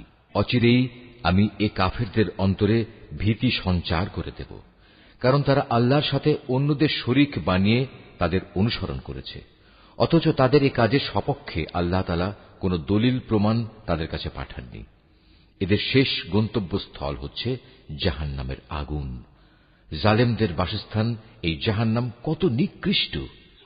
ওহদের ময়দানে আল্লাহ তাআলা তোমাদের যে সাহায্য দেওয়ার প্রতিশ্রুতি দিয়েছিলেন তা তিনি পালন করেছেন। যুদ্ধের প্রথম দিকে তোমরা আল্লাহর অনুমতি ও সাহায্য নিয়ে তাদের নির্মূল করে যাচ্ছিলে।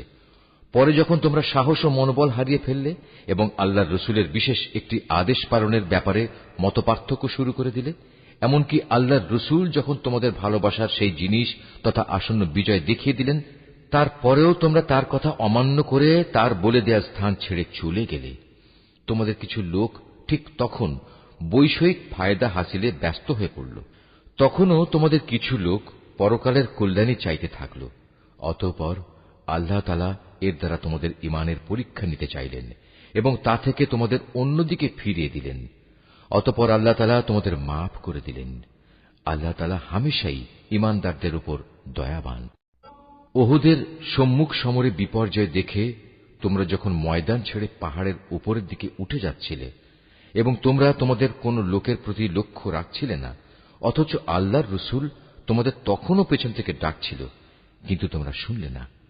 তাই আল্লাহ তাআলা তোমাদের দুঃখের পর দুঃখ দিলেন, যেন তোমাদের কাছ থেকে যা হারিয়ে গেছে এবং যা কিছু বিপদ তোমাদের উপর পতিত হয়েছে, এর কোনোটার ব্যাপারে তোমরা উদ্বিগ্ন ও মর্মাহত না হও। আল্লাহ তাআলা তোমাদের সব ধরনের কর্মকাণ্ড সম্পর্কেই ওয়াকিবহাল রয়েছেন। এরপর আল্লাহ তাআলা তোমাদের উপর এমন সন্তোষজনক পরিস্থিতি নাযিল করে দিলেন, এর ফলে তোমাদের একদল লোক তন্দ্রাচ্ছন্ন হয়ে পড়ে, আর একদল লোক যাদের নিজেরাই নিজেদের উদ্বিগ্ন করে রেখেছিল, তারা তাদের জাহেলি যুগের ধারণা অনুযায়ী আল্লাহ তাআলা সম্পর্কে অন্যায় ধারণা করতে থাকে। এক পর্যায়ে তারা এও বলতে শুরু করে, যুদ্ধ পরিচালনার কাজে কি আমাদের কোনো ভূমিকা আছে? হে নবী, তুমি তাদের বলো, এ ব্যাপারে আমারও কোনো ভূমিকা নেই। ক্ষমতা ও কর্তৃত্বের সবটুকু আল্লাহর হাতে। এই দলের লোকেরা তাদের মনের ভেতর সেসব কথাবার্তা গোপন করে রেখেছে, তা তোমার সামনে খোলাখুলি প্রকাশ করে না। তারা বলে, এ কাজে যদি আমাদের কোনো ভূমিকা থাকত, তাহলে আজ আমরা এখানে নিহত হতাম না। তুমি তাদের বলে দাও, যদি আজ তোমরা সবাই ঘরের ভেতরেও থাকতে, তবু নিহত হওয়া যাদের অবধারিত ছিল, তারা তাদের মরণের বিছানার দিকে বের হয়ে আসত। আর এভাবেই তোমাদের মনের ভেতর লুকিয়ে রাখা বিষয়সমূহের ব্যাপারে আল্লাহ তাআলা তোমাদের পরীক্ষা করেন, এবং এ ঘটনার মাঝ দিয়ে তিনি তোমাদের অন্তরে যা কিছু আছে তাও পরিশুদ্ধ করে দেন। তোমাদের মনের কথা সম্পর্কে আল্লাহ তাআলা সম্যক ওয়াকিবহাল রয়েছেন। একটি বাহিনী যেদিন সম্মুখ সমরে একে অপরের মুখোমুখি হয়েছিল, সেদিন যারা ময়দান থেকে পালিয়ে গিয়েছিল, তাদের একাংশের অর্জিত কাজের জন্য শয়তানই তাদের পদস্খলন ঘটিয়ে দিয়েছিল। অতঃপর তারা অনুতপ্ত হলে আল্লাহ তাআলা তাদের ক্ষমা করে দিলেন। আল্লাহ তাআলা অত্যন্ত ক্ষমাশীল ও পরম ধৈর্যশীল। হে ঈমানদার ব্যক্তিরা, তোমরা কাফেরদের মতো হয়ো না। তাদের অবস্থা ছিল এমন, এ কাফেরদের কোনো ভাই বন্ধু যখন বিদেশ বিভুঁয়ে মারা যেত কিংবা কোনো যুদ্ধে লিপ্ত হতো, তখন এরা তাদের সম্পর্কে বলতো, এরা যদি বাইরে না গিয়ে আমাদের কাছে থাকত, তাহলে এরা কিছুতেই মরত না এবং এরা নিহতও হতো না। এভাবেই এ মানসিকতাকে আল্লাহ তাআলা তাদের মনের আক্ষেপে পরিণত করে দেন। আসলে আল্লাহই মানুষের জীবন দেন, আল্লাহই মানুষের মৃত্যু ঘটান, এবং তোমরা এ দুনিয়ায় যা করে যাচ্ছ, আল্লাহ তাআলা তার সব কিছুই দেখেন।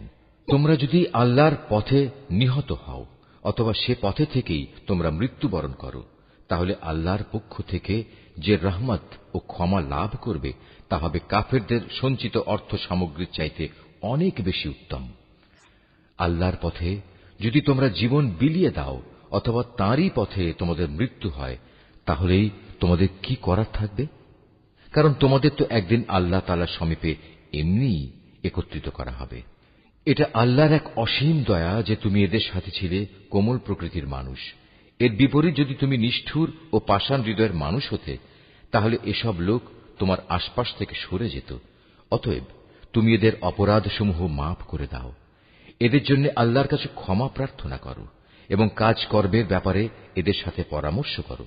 অতঃপর সে পরামর্শের ভিত্তিতে সংকল্প একবার যখন নিয়ে নেবে, তখন তার সফলতার জন্য আল্লাহর উপর ভরসা করো। আল্লাহ তাআলা তার উপর নির্ভরশীল মানুষদের ভালোবাসেন। যদি আল্লাহ তাআলা তোমাদের সাহায্য করেন, তাহলে কোনো শক্তি তোমাদের পরাজিত করতে পারবে না। আর তিনি যদি তোমাদের পরিত্যাগ করেন, তাহলে এখানে এমন কোন শক্তি আছে যে অতঃপর তোমাদের কোন রকম সাহায্য করতে পারে? কাজেই আল্লাহর উপর যারা ঈমান আনে, তাদের আল্লাহর উপরই ভরসা করা উচিত। কোন নবীর পক্ষে কোন বস্তুর খেয়ানত করা সম্ভবই নয়। হ্যাঁ, মানুষের মধ্যে কেউ যদি কিছু খেয়ানত করে, তাহলে কিয়ামতের দিন সে ব্যক্তিকে তার খেয়ানতের সে বস্তু সহ আল্লাহর দরবারে হাজির হতে হবে। অতঃপর প্রত্যেককেই তার অর্জিত ভালো মন্দের পাওনা সঠিকভাবে আদায় করে দেয়া হবে। সেদিন তাদের কারো ওপর অবিচার করা হবে না। যে ব্যক্তি আল্লাহর সন্তুষ্টির পথ অনুসরণ করে, তার সাথে কিভাবে সে ব্যক্তি তুলনা করা যায়? যে আল্লাহর বিরোধী পথে চলে শুধু তার ক্রোধই অর্জন করেছে, তার এমন ব্যক্তির জন্য জাহান্নামের আগুন হবে একমাত্র বাসস্থান, আর তা হবে সত্যিই একটি নিকৃষ্ট আশ্রয়স্থল। এরা নিজ নিজ আমল অনুযায়ী আল্লাহর কাছে বিভিন্ন স্তরে বিভক্ত হবে। আল্লাহ তাআলা এদের সব ধরনের কার্যকলাপের উপর সজাগ দৃষ্টি রাখেন। আল্লাহ তাআলা অবশ্যই তাঁর ঈমানদার বান্দাদের উপর এই অনুগ্রহ করেছেন যে তিনি তাদের মাঝ থেকে একজন ব্যক্তিকে রসূল করে পাঠিয়েছেন, যে তাদের কাছে আল্লাহর কিতাবের আয়াতসমূহ পড়ে শোনায় এবং সে অনুযায়ী সে তাদের জীবনকে পরিশুদ্ধ করে। সর্বোপরি সে নবী তাদের আল্লাহর কিতাব ও তাঁর গ্রন্থলব্ধ জ্ঞান বিজ্ঞান শিক্ষা দেয়। অথচ এরা সবাই ইতিপূর্বে স্পষ্ট ভ্রান্তিতে নিমজ্জিত ছিল। যখনই তোমাদের উপর ওহদ যুদ্ধের বিপদ নেমে এলো, তখনই তোমরা বলতে শুরু করলে, পরাজয়ের এ বিপদ কিভাবে এলো, কার দোষে এলো? অথচ বদরের যুদ্ধে এর চাইতে দ্বিগুণ পরাজয়ের বিপদ তো তোমরাই তাদের ঘটিয়েছিলে। হে নবী, তুমি বলো, এটা এসেছে তোমাদের নিজেদের কারণেই। আল্লাহ তাআলা সর্ববিষয়ের উপর অসীম ক্ষমতায় ক্ষমতাবান। উহুদের ময়দানে দুদলের সম্মুখ লড়াইয়ের দিনে যে সাময়িক বিপর্যয় তোমাদের উপর এসেছিল, তা এসেছে আল্লাহর ইচ্ছায়।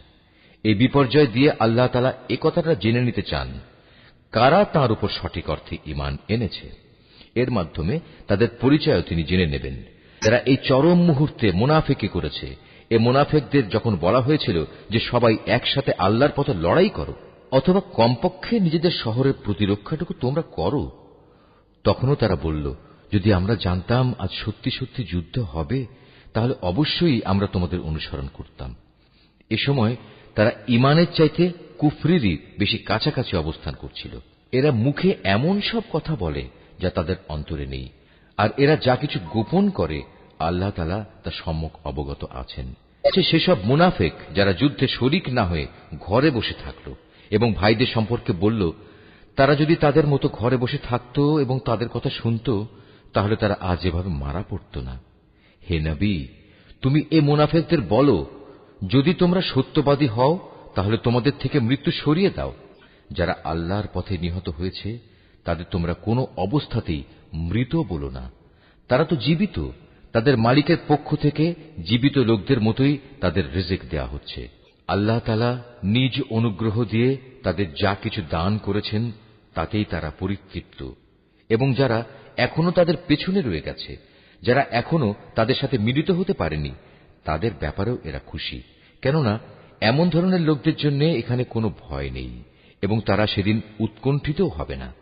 এ ভাগ্যবান মানুষরা আল্লাহর পক্ষ থেকে অফুরন্ত নিয়ামত ও অনুগ্রহে উৎফুল্ল আনন্দিত হয়, কারণ আল্লাহ তাআলা ঈমানদার বান্দাদের পাওনা কখনো বিনষ্ট করেন না।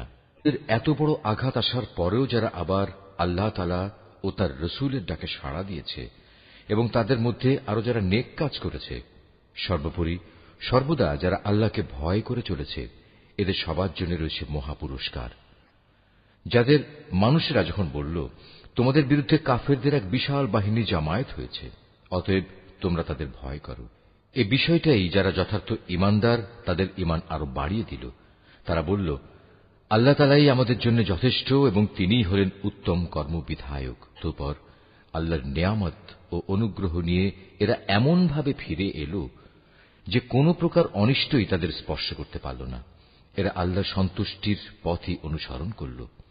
বস্তুত আল্লাহ তাআলা মহা অনুগ্রহশীল। এই হচ্ছে তোমাদের প্ররোচনা দানকারী শয়তান।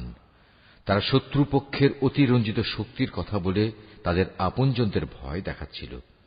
তোমরা কোনো অবস্থায় তাদের এই হুমকিকে ভয় করবে না, বরং আমাকেই ভয় করো যদি তোমরা সত্যিকার অর্থে ঈমানদার হও। হে নবী, যারা দ্রুত গতিতে কুফরির পথে এগিয়ে যাচ্ছে তাদের কর্মকাণ্ড যেন তোমাকে চিন্তান্বিত না করে। তারা কখনো আল্লাহর বিন্দুমাত্র কোনো ক্ষতি সাধন করতে পারবে না। মূলত আল্লাহ তাআলা এদের জন্য পরকালে পুরস্কারের কোনো অংশই রাখতে চান না। তাদের জন্য অবশ্যই কঠিন আযাব রয়েছে। যারা ঈমানের বদলে কুফরি খরিদ করে নিয়েছে তারা আল্লাহর কোনোই ক্ষতি করতে পারবে না। এদের জন্য মর্মান্তিক শাস্তির বিধান রয়েছে। কাফেররা যেন এটা কখনো মনে করে না যে আমি যে তাদের ঢিল দিয়ে রেখেছি এটা তাদের জন্য কল্যাণকর হবে। আসলে আমি তো তাদের অবকাশ দিচ্ছি যেন তারা তাদের গুনাহের বোঝা আরো বাড়িয়ে নিতে পারে। আর তোমাদের মধ্যে তাদের জন্য প্রস্তুত রয়েছে লাঞ্ছনাদায়ক আযাব। আল্লাহ তাআলা কখনো তার ঈমানদার বান্দাদের তোমরা বর্তমানে যে ভালো মন্দে মিশানো অবস্থার উপর আছো এর উপর ছেড়ে দিতে চান না, যতক্ষণ না তিনি সৎ লোকদের অসৎ লোকদের থেকে আলাদা করে দেবেন। একইভাবে এটা আল্লাহ তাআলার কাজ নয় যে তিনি তোমাদের অদৃশ্য জগতের খোঁজ খবরের উপর কিছু অবহিত করবেন। তবে আল্লাহ তাআলা তার রসুলদের মাঝ থেকে যাকে চান তাকে বিশেষ কোনো কাজের জন্য বাছাই করে নেন। অতঃপর তোমরা আল্লাহ তাআলা ও তার রসুলদের উপর বিশ্বাস স্থাপন করো। তোমরা যদি আল্লাহর উপর যথাযথভাবে ঈমান আনো এবং নিজেরা সাবধান হয়ে চলতে পারো তাহলে তোমাদের জন্য মহা পুরস্কার রয়েছে। আল্লাহ তাআলা নিজের অনুগ্রহ দিয়ে তাদের যে প্রাচুর্য দিয়েছেন, যারা তা আল্লাহর পথে ব্যয় করতে কার্পণ্য করে তারা যেন কখনো এটা মনে না করে এটা তাদের জন্য কোনো কল্যাণকর কিছু হবে না। আসলে এই কৃপণতা তাদের জন্য খুবই অকল্যাণকর। কার্পণ্য করে তারা যা জমা করেছে অচিরেই কিয়ামতের দিন তা দিয়ে তাদের গলায় বেড়ি পরিয়ে দেয়া হবে। আসমান সমূহ ও জমিনের উত্তরাধিকার তো আল্লাহ তাআলার, আর তোমাদের প্রতিটি কার্যকলাপ সম্পর্কে আল্লাহ তাআলা বিশেষভাবে অবগত রয়েছেন। আল্লাহ তাআলা সেই ইহুদি লোকদের কথা ভালো করেই শুনেছেন যখন তারা বিদ্রূপ করে বলেছিল, হ্যাঁ আল্লাহ তাআলা অবশ্যই গরীব আর আমরা হচ্ছি ধনী। তারা যা কিছু বলে তা আমি তাদের হিসেবের খাতায় লিখে রাখব। আমি আরো লিখে রাখব অন্যায়ভাবে তাদের নবীদের হত্যা করার বিষয়টিও। সেদিন আমি তাদের বলবো, এবার এই জাহান্নামের স্বাদ উপভোগ করো। এ আযাব হচ্ছে তোমাদের নিজেদেরই হাতের কামাই যা তোমরা আগেই এখানে পাঠিয়েছ। আল্লাহ তাআলা কখনো তার নিজ বান্দাদের প্রতি অবিচারক নন।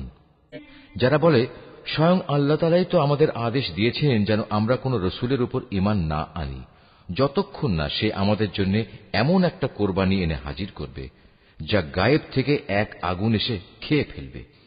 হে মুহাম্মদ, তুমি তাদের বলো, হ্যাঁ আমার আগেও তোমাদের কাছে বহু নবী রসুল এসেছে, তারা সবাই উজ্জ্বল নিদর্শন নিয়েই এসেছিল।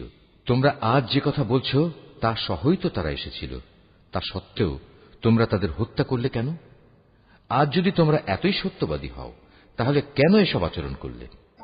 হে মুহাম্মদ, এরা যদি তোমাকে অস্বীকার করে তাহলে এ নিয়ে তুমি উদ্বিগ্ন হও না, কারণ তোমার আগেও এমন বহু নবী রসুল নবুয়তের সুস্পষ্ট দলিল প্রমাণ ও আল্লাহর কাছ থেকে নাজিল করা হেদায়েতের দীপ্তিমান গ্রন্থমালা নিয়ে এসেছিল। তাদেরও এমনি ভাবেই অস্বীকার করা হয়েছিল। প্রত্যেক প্রাণীকেই মরণের স্বাদ ভোগ করতে হবে। অতঃপর তোমাদের জীবনভর কামাইয়ের প্রতিফল কিয়ামতের দিন আদায় করে দেয়া হবে। যাকে জাহান্নামের আগুন থেকে বাঁচিয়ে দেয়া হবে এবং জান্নাতে প্রবেশ করানো হবে, সেই হবে সফল ব্যক্তি।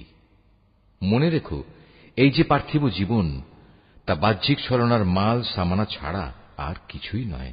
হে ঈমানদার ব্যক্তিরা, নিশ্চয়ই জানমালের ক্ষতি সাধনের মাধ্যমে তোমাদের পরীক্ষা নেওয়া হবে।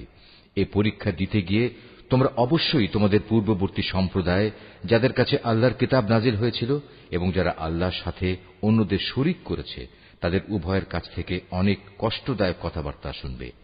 এ অবস্থায় তোমরা যদি কঠোর ধৈর্য ধারণ করো এবং আল্লাহকে ভয় করে চলো, তাহলে তা হবে অত্যন্ত বড় ধরনের এক সাহসিকতার ব্যাপার। স্মরণ করো, যখন আল্লাহ তাআলা এই কিতাবধারী ব্যক্তিদের কাছ থেকে প্রতিশ্রুতি গ্রহণ করেছিলেন, তিনি তাদের বলেছিলেন, তোমরা একে মানুষদের কাছে বর্ণনা করবে এবং একে তোমরা গোপন করবে না। কিন্তু তারা এ প্রতিশ্রুতি নিজেদের পেছনে ফেলে রাখল এবং অত্যন্ত অল্প মূল্যে তা বিক্রি করে দিল। বড়ই নিকৃষ্ট ছিল যেভাবে তারা সে বেচাকেনার কাজটি করল। এমন সব লোকদের ব্যাপারে তুমি কখনো ভেবো না, যারা নিজেরা যা করে তাতে আনন্দ প্রকাশ করে, আবার নিজেরা যা কখনো করেনি তার জন্য প্রশংসিত হতে ভালোবাসে। তুমি কখনো ভেবো না যে এরা বুঝি আল্লাহর আযাব থেকে অব্যাহতি পেয়ে গেছে। মূলত এদের জন্য আল্লাহর পক্ষ থেকে যন্ত্রণাদায়ক শাস্তির ব্যবস্থা নির্ধারণ করে রাখা হয়েছে। আসমান সমূহ ও জমিনের সার্বভৌমত্ব এককভাবে আল্লাহর জন্য। আল্লাহ তাআলাই সবকিছুর উপর পূর্ণ ক্ষমতাবান। নিঃসন্দেহে আসমান সমূহ ও জমিনের নিখুঁত সৃষ্টি এবং দিবারাত্রির আবর্তনের মধ্যে জ্ঞানবান লোকদের জন্য প্রচুর নিদর্শন রয়েছে। এই জ্ঞানবান লোক হচ্ছে তারা, যারা দাঁড়িয়ে, বসে এবং শুয়ে সর্বাবস্থায় আল্লাহ তাআলাকে স্মরণ করে এবং আসমান সমূহ ও জমিনের এই সৃষ্টি নৈপুণ্য সম্পর্কে চিন্তা গবেষণা করে এবং স্বতঃস্ফূর্তভাবে তারা বলে ওঠে, হে আমাদের মালিক, সৃষ্টি জগতের কোনো কিছুই তুমি অযথা বানিয়ে রাখোনি, তোমার সত্তা অনেক পবিত্র। অতএব তুমি আমাদের জাহান্নামের কঠিন আযাব থেকে নিষ্কৃতি দাও। হে আমাদের মালিক, যাকেই তুমি জাহান্নামের আগুনে প্রবেশ করাবে অবশ্যই তাকে তুমি অপমানিত করবে, আর সেই অপমানের দিনে জালেমদের জন্য কোন রকম সাহায্যকারী থাকবে না। আমাদের মালিক, আমরা শুনতে পেয়েছি একজন আহ্বানকারী মানুষদের ঈমানের দিকে ডাকছে। সে বলছিল, হে মানুষেরা, তোমরা তোমাদের মালিক আল্লাহর উপর ঈমান আনো। হে মালিক, সেই আহ্বানকারীর কথায় অতঃপর আমরা ঈমান এনেছি। হে আমাদের মালিক, তুমি আমাদের অপরাধসমূহ ক্ষমা করে দাও, হিসাবের খাতা থেকে আমাদের দোষ ত্রুটি ও গুনাহসমূহ মুছে দাও। সর্বশেষে তোমার নেক লোকদের সাথে তুমি আমাদের মৃত্যু দাও।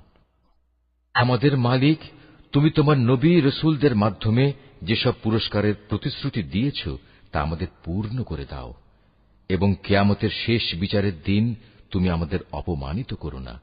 নিশ্চয়ই তুমি কখনো ওয়াদার বরখেলাপ করো না। অতএব তাদের মালিক এই বলে তাদের আহ্বানে সাড়া দিলেন যে, আমি নরনারী নির্বিশেষে তোমাদের কোনো কাজ কখনো বিনষ্ট করব না। আমি সবার কাজের বিনিময় দেব এবং তোমরা তো একে অপরেরই অংশ। অতএব তোমাদের মাঝে যারা নিজেদের ভিটেমাটি ছেড়ে হিজরত করেছে এবং যারা নিজেদের জন্মভূমি থেকে বিতাড়িত হয়েছে, আমারই পথে যারা নির্যাতিত হয়েছে, সর্বোপরি যারা আমার জন্য লড়াই করেছে এবং আমারই জন্য জীবন দিয়েছে, আমি তাদের গুনাহসমূহ মাফ করে দেব। অবশ্যই আমি এদের এমন জান্নাতে প্রবেশ করাব যার তলদেশ দিয়ে ঝর্ণাধারা বইতে থাকবে। এ হচ্ছে তাদের জন্য আল্লাহ তাআলার পক্ষ থেকে পুরস্কার, আর আল্লাহ তাআলার কাছেই তো রয়েছে উত্তম পুরস্কার। মুহাম্মদ, জনপদ সমূহে যারা আল্লাহ তাআলাকে অস্বীকার করেছে তাদের দাম্ভিক পদচারণা যেন কোনোভাবেই তোমাকে বিভ্রান্ত করতে না পারে, কেননা এসব কিছু হচ্ছে সামান্য কয়দিনের সামগ্রী মাত্র। অতঃপর তাদের সবারই অনন্ত নিবাস হবে জাহান্নাম, আর জাহান্নাম হচ্ছে নিকৃষ্টতম আবাসস্থল। তবে যারা নিজেদের মালিককে ভয় করে চলে তাদের জন্য নির্দিষ্ট হয়ে আছে সুরম্য উদ্যানমালা, যার নিচ দিয়ে প্রবাহিত হবে ঝর্ণাধারা। সেখানে তারা অনাদিকাল থাকবে। এ হবে আল্লাহ তাআলার পক্ষ থেকে তাদের জন্য আতিথেয়তা। আর আল্লাহ তাআলার কাছে যা পুরস্কার সংরক্ষিত আছে তা অবশ্যই নেককার লোকদের জন্য অতি উত্তম জিনিস। ইতিপূর্বে আমি যাদের কাছে কিতাব পাঠিয়েছি সেসব কিতাবধারী লোকদের মাঝে এমন লোক অবশ্যই আছে যারা আল্লাহকে বিশ্বাস করে। তোমাদের এই কিতাবের উপর তারা যেমনি বিশ্বাস করে তেমনি তারা বিশ্বাস করে তাদের উপর প্রেরিত কিতাবের উপরও। এরা আল্লাহর জন্য ভীত সন্ত্রস্ত ও বিনয়ী বান্দা। এরা আল্লাহর আয়াতকে স্বার্থের বিনিময়ে সামান্য মূল্যে বিক্রি করে না। এরাই হচ্ছে সেসব ব্যক্তি যাদের জন্য তাদের মালিকের কাছ থেকে অগাধ পুরস্কার রয়েছে। নিঃসন্দেহে আল্লাহ তাআলা হচ্ছেন দ্রুত হিসাব সম্পন্নকারী। হে মোমেনরা, তোমরা ধৈর্য ধারণ করো। এ কাজে একে অপরের সাথে প্রতিযোগিতা করো, শত্রুর মোকাবেলায় সদা সুদৃঢ় থেকো, একমাত্র আল্লাহকেই ভয় করো। এভাবেই আশা করা যায় তোমরা সফল